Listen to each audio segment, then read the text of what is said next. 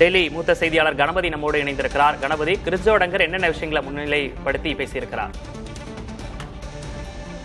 மிகவும் முக்கியமாக கூட்டணி அமைப்பதற்கான பேச்சுவார்த்தை விரைவாக நடைபெற வேண்டும் என்கிற விஷயத்தை மீண்டும் ஒரு முறை கிரீஷ் சோடங்கர் வலியுறுத்தியிருக்கிறார். இன்று தமிழகத்தை சேர்ந்த காங்கிரஸ் தலைவர்கள் டெல்லியில் மக்களவை எதிர்க்கட்சி தலைவர் ராகுல் காந்தி மற்றும் காங்கிரஸ் கட்சியின் தேசிய தலைவர் மல்லிகார்ஜுன் கர்கே உள்ளிட்டோரை சந்தித்து ஆலோசனை நடத்திய போது கூட்டணி கட்சியான திமுக தங்களை சட்டசபை தேர்தல் விவகாரத்தில் மரியாதையுடன் நடத்தவில்லை என்கிற விஷயத்தை வலியுறுத்தியிருக்கிறார்கள். கூட்டணி கட்சியான திமுக மதிக்க வேண்டும் எனவும் இந்த சட்டமன்ற தேர்தலிலே குறைந்தபட்சம் 42 இடங்களை காங்கிரஸ் கட்சிக்கு ஒதுக்க வேண்டும் எனவும் ஆலோசனை நடத்தப்பட்டிருக்கிறது. இதை தவிர அதிகாரத்தில் பங்கு என காங்கிரஸ் கட்சி கேட்பதில் எந்த தவறும் இல்லை எனவும் அப்படியே நிலைப்பாட்டை தொடர வேண்டும் எனவும் வலியுறுத்தப்பட்டிருக்கிறது. இந்த விஷயங்களை எல்லாம் தற்போது டெல்லியில் உள்ள தமிழக காங்கிரஸ் தலைவர்கள் சென்னை திரும்பிய பிறகு முதலமைச்சர் மு.க.ஸ்டாலினுக்கும் திமுக தலைமைக்கும் தெரிவிப்பார்கள் என எதிர்பார்க்கப்படுகிறது. மேலும் விரைவாக குழு அமைத்து பேச்சுவார்த்தை நடத்த வேண்டும். எந்தெந்த தொகுதிகள் காங்கிரஸ் கட்சிக்கு தேவை என்பது ஏற்கனவே அடையாளம் காணப்பட்டுள்ளது. அப்படி அந்த தொகுதிகளை கொடுக்க முடியவில்லை என்றால் வேறு மாற்று தொகுதிகள் என்ன என்பதும் அடையாளம் காணப்பட்டிருக்கிறது. இப்படி காங்கிரஸ் கட்சி முழுமையாக தயாராக இருக்கும் நேரத்தில் திமுக பேச்சுவார்த்தையை மேலும் தாமதப்படுத்தக்கூடாது எனவும் பிற கட்சிகள் விரைவாக களமிறங்கி செயல்பட தொடங்கும் நிலையில் திமுக கூட்டணியில் காங்கிரசும் அதே போல விரைவாக செயல்பட வேண்டும், வேட்பாளர்களை முடிவு செய்ய வேண்டும் என்றெல்லாம் ஆலோசிக்கப்பட்டிருக்கிறது. ஆகவே காங்கிரஸ் கட்சியின் தமிழ்நாடு தலைவர்கள் இன்று தங்களுடைய அதிருப்தியை தேசிய தலைமைக்கு தெரிவித்திருக்கிறார்கள். தேசிய தலைமையும் இது தொடர்பான விவரங்கள் ஏற்கனவே திமுக தலைமைக்கு தெரிவிக்கப்பட்டிருக்கிறது என்ற கருத்தை வலியுறுத்தியிருக்கிறார்கள். ஆகவே இந்த விஷயங்களை எல்லாம் மீண்டும் ஒரு முறை திமுக தலைமுறைக்கு வலியுறுத்தப்பட்டு விரைவாக பேச்சுவார்த்தை நடத்தி கூட்டணியை இறுதி செய்வதற்கான நடவடிக்கைகள் எடுக்க வேண்டும் என காங்கிரஸ் தேசிய தலைமையும் சரி, தமிழ்நாட்டைச் சேர்ந்த காங்கிரஸ் தலைவர்களும் சரி வலியுறுத்தியிருக்கிறார்கள். விக்னேஷ். கணபதி, தமிழக காங்கிரஸ் நிர்வாகிகள் பல்வேறு விஷயங்களை தலைமையிடம் எடுத்து சொல்லியிருக்கிறாங்க. இப்போ இந்த கூட்டத்தை பொறுத்த வரைக்கும் ராகுல் காந்தியும் இதில் பங்கேற்றிருக்கிறார், அதே போன்று கார்கேவும் இதில் பங்கேற்றிருக்கிறார். அவர்கள் தரப்பிலிருந்து பல்வேறு அறிவுறுத்தல் இப்போ கொடுக்கப்பட்டிருக்கு. அதை தான் நம்ம இப்போ இதில் புரிஞ்சுக்கணுமா? ஏன்னா இதில் குறிப்பா செல்வ பெருந்தகை பேசும்போது ராஜஸ்தான் போன்ற தேர்தல்களாமும் அவர் குறிப்பிட்டு பேசியிருந்தார். பீகார் போன்று நடந்துவிடக் கூடாது என்பதை போன்றெல்லாம் பேசியிருந்தார். இதுல தீர்க்கமா இருக்காங்க அப்படிங்கறத நம்ம புரிஞ்சுக்கணுமா? நிச்சயமாக. அதாவது இந்த வருட தமிழ்நாடு சட்டமன்ற தேர்தல் என்பது மிகவும் முக்கியமான வாய்ப்பாக காங்கிரஸ் தரப்பிலே பார்க்கப்படுகிறது. எப்படி பிற கட்சிகளுக்கு அது முக்கிய வாய்ப்பாக இருக்கிறதோ அதே போலவே காங்கிரஸ் கட்சிக்கும் மிகவும் முக்கியத்துவம் வாய்ந்தது. ஏனென்றால் தமிழ்நாடு மட்டுமல்லாமல் புதுச்சேரி, கேரளா என்று 2 தென்னிந்திய மாநிலங்கள், இதை தவிர மேற்கு வங்கம், அஸ்ஸாம் என்று 5 மாநிலங்களிலே சட்டசபை தேர்தல்கள் நடைபெற இருக்கின்றன.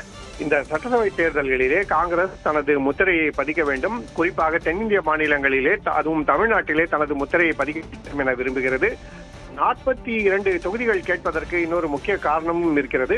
காங்கிரஸ் கட்சியின் மூத்த தலைவர்கள் புதிய தலைமுறைக்கு இந்த தகவலை பிரத்யேகமாக தெரிவித்தார்கள்.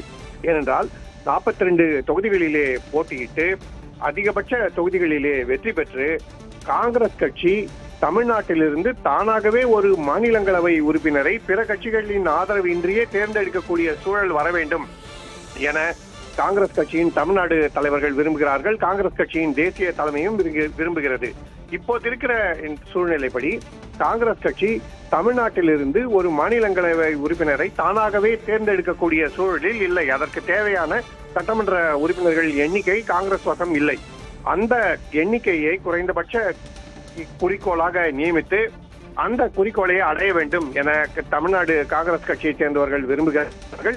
காங்கிரஸ் தேசிய தலைமையும் ஆரம்பம் முதலே இதையே வலியுறுத்தி வருகிறது. காங்கிரஸ் கட்சி தானாகவே வலிமையுடன் இருக்க வேண்டும், மாநிலத்திலே அதிக எண்ணிக்கையிலே சட்டமன்ற உறுப்பினர்களை பெற வேண்டும், தானாகவே ஒரு மாநிலங்களவை உறுப்பினரை தேர்ந்தெடுக்கக்கூடிய வலிமை தேவை, மேலும் அதிகாரத்தில் பங்கு இருக்க வேண்டும். தமிழக அமைச்சரவை கூட்டணி அரசு அமையும் போது அதிலே காங்கிரஸ் கட்சியை சேர்ந்த அமைச்சர்களும் இருக்க வேண்டும் என்று விரும்புகிறார்கள். ஆகவேதான் தொடர்ச்சியாக திமுக விரைவிலேயே பேச்சுவார்த்தை நடத்தி கூட்டணியை முடிவு செய்ய வேண்டும் என்கிற விஷயத்தையும் அவர்கள் வலியுறுத்தி வருகிறார்கள். அப்படி விரைவான நடவடிக்கை எடுக்கப்படாவிட்டால் வேறு என்ன நடவடிக்கைகள் எடுக்க வேண்டும் என்பது குறித்தும் அவர்கள் ஆலோசனை நடத்தியிருக்கிறார்கள். குறிப்பாக தமிழக வெற்றி கழகம் தொடர்பான கருத்துகளும் பரிமாறப்பட்டிருக்கின்றன. கூட்டணியில் குழப்பம் வரக்கூடாது என்பதால் அந்த கருத்துக்கள் தற்போது பொது வழியிலே பகிரப்படவில்லை. விக்னேஷ், நிச்சயமாக கணபதி, இணைப்பில் வந்து பல்வேறு விவரங்களை வழங்கியமைக்காக நன்றி கணபதி. மேலிட பொறுப்பாளர் கிறிஸ் ஜோடங்கர் இந்த ஆலோசனை கூட்டத்திற்கு பிறகு அளித்த அந்த பேட்டியினை தற்போது பார்க்கலாம். We are very clear. After the Congress president formed a alliance committee in the month of November, the committee comprising of 5 members, we called on the Honorable Chief Minister on 3rd December.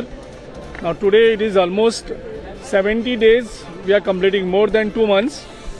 We are only waiting with the hope against the hope that they will immediately start the negotiations and will be clarified number of seats, which seats we are going to contest, so that we can prepare fully.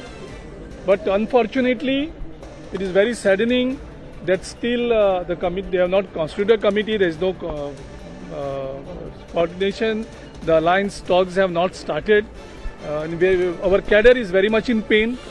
Our leaders in Tamil Nadu also very much in pain. They are again and again asking us about this, why this alliance talks have not started. So it looks like we are delaying. We are not delaying. We have already called on the Honorable Chief Minister and we have been repeatedly following it up.